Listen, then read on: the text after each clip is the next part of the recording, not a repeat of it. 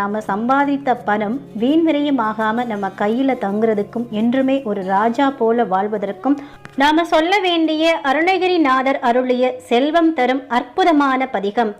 உருவாய் அருவாய் உளதாய் இலதாய் மறுவாய் மலராய் மணியாய் ஒளியாய் கருவாய் உயிராய் கதியாய் விதியாய் குருவாய் வருவாய் அருள்வாய் குகனே முருகா முருகா முருகா முருகா முருகா முருகா முருகா.